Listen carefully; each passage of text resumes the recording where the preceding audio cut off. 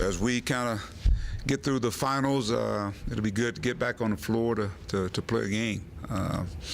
Hopefully our guys will be finished up, and they should be finished by Thursday.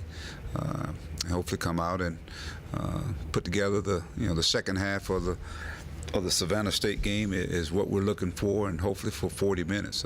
Playing against a UT Martin team that's won on the road last night against Presbyterian. They won 3 in a row here in the month of December, so it's a team that they think they're playing, some good basketball, and obviously I'm more worried about what we do, not necessarily what other teams do, but what we do, and hopefully that is continue to get better, get more guys that are playing quality basketball. Bench has been the strength of our basketball team, and I think it will continue to be that. But it's good to see us really starting to, guys starting to establish themselves. We've seen the emergence of a guy like Kai Madden putting some games together, and that bodes well for our basketball team. But as finals are taking place, we're finding time to get everybody on the floor and practice. We got guys that are leaving early, having to go and prepare for finals, and that's the tedious part of it. So let's hope we have the mindset by Thursday that we're ready to play some basketball and get better.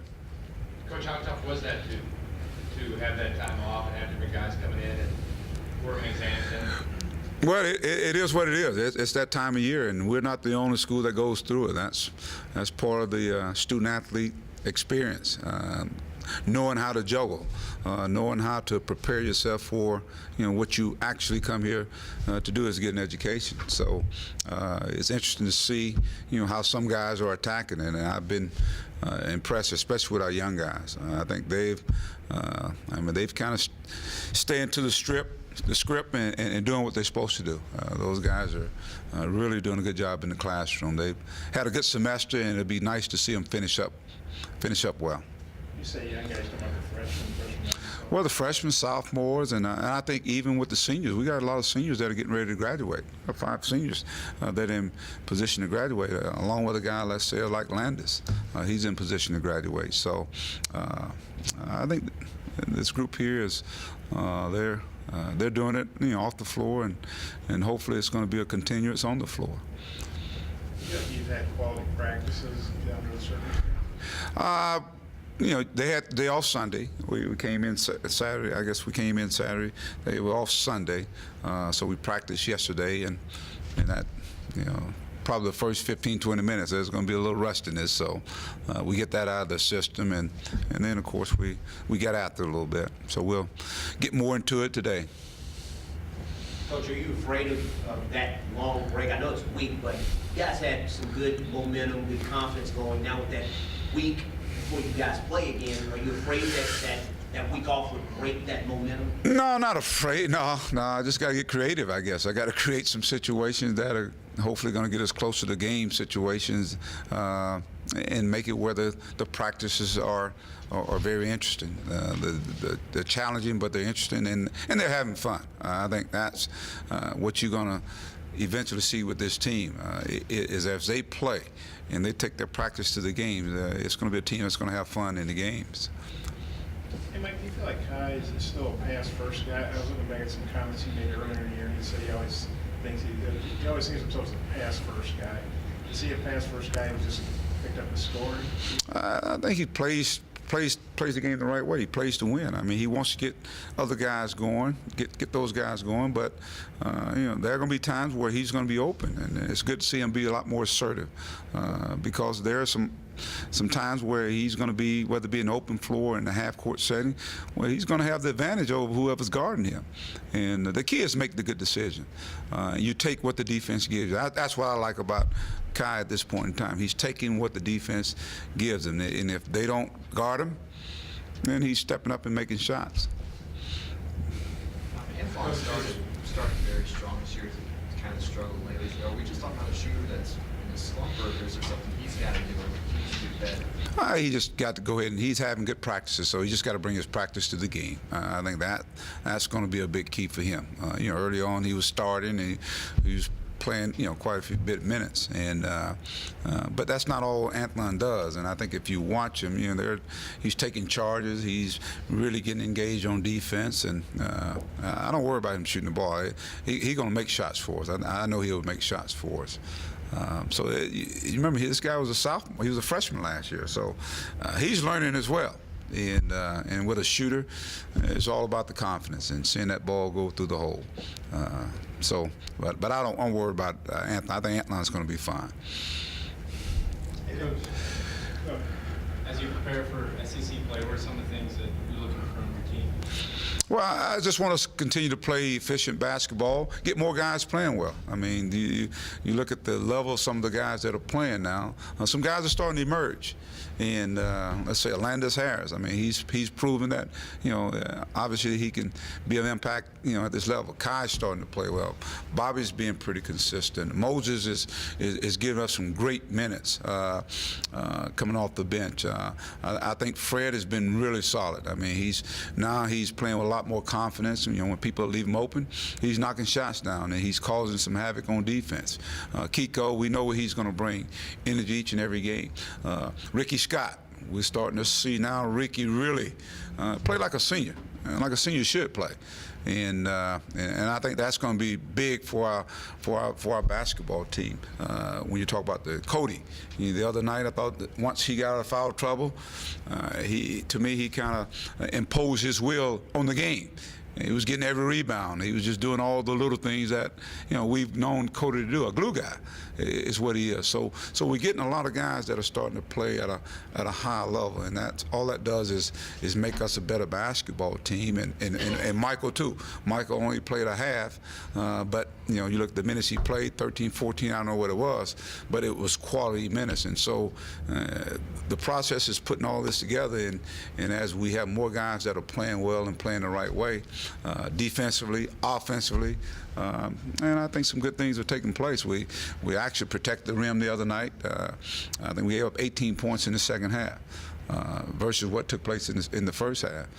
So we're doing a lot of things that we can continue to build on, and that to me that's important as you continue through the non-conference schedule.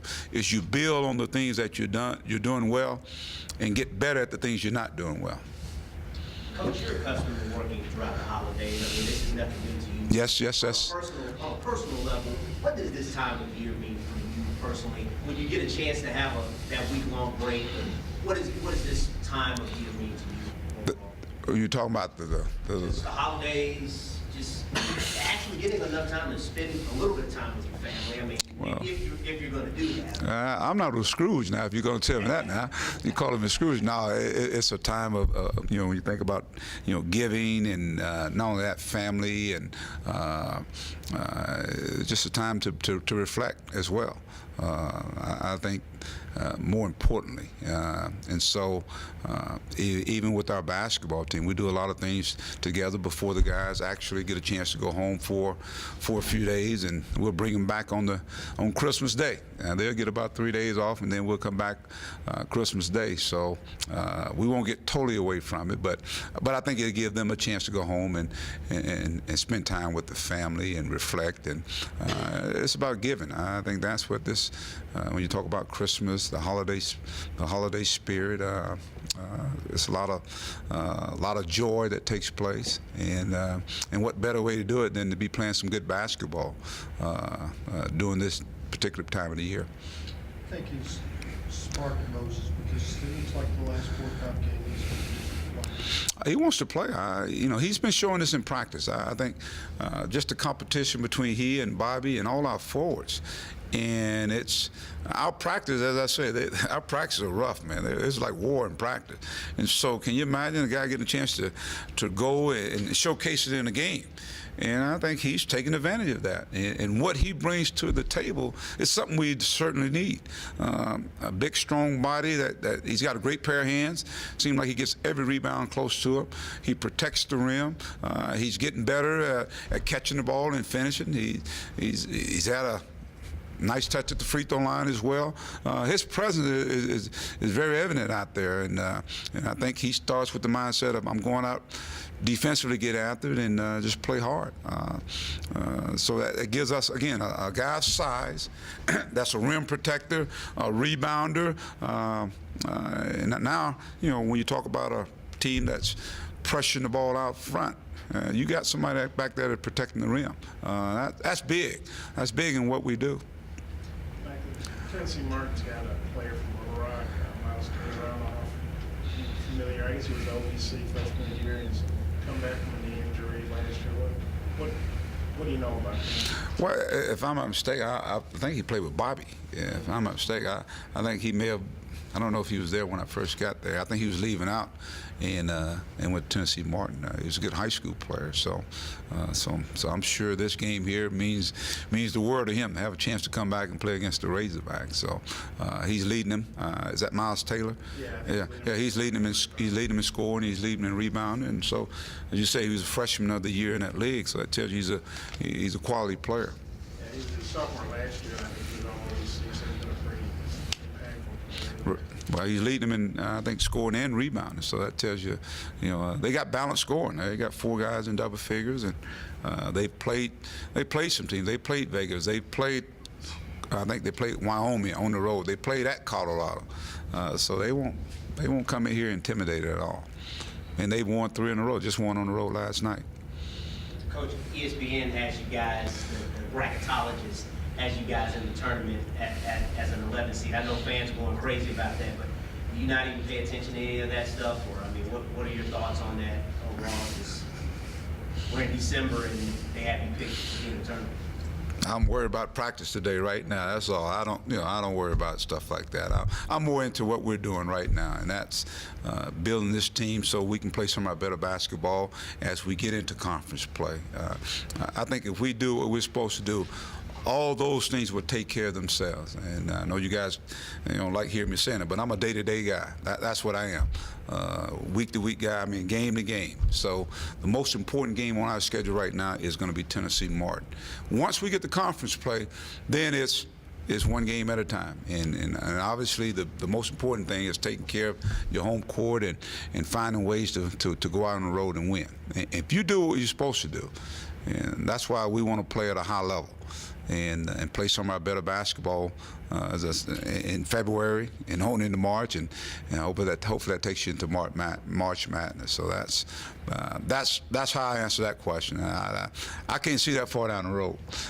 So I hope that might not have been the answer you wanted, but that's just how I am, and that's how our guys are going to be. They got to stay on the one track. None of those guys have been to a tournament. Never been to a tournament. So. You mentioned putting 2 halves together. You've had some games where you're some soft play. What are the aspects that lead to that? How does that change? Well, I think we're getting closer. I think if you look at the Clemson game, there was probably anywhere from 25 to 30 minutes that we played good basketball. Then I thought we just kind of put it in shutdown mode, kind of like playing, not to lose. And what that means is now you gotta, if you got a lead, you got to be able to either extend it or keep it at that. Whether you make free throws, or you keep them off the offensive glass, but you still stay in attack mode. And that's the thing I want us to learn a lesson from. The Savannah State game, I thought we were just real flat. And I thought in the second half we came out with a little more piss and vinegar, so to speak, and really got at it. I mean, we just really got at it from a defensive standpoint. And I'm going to see that for 40.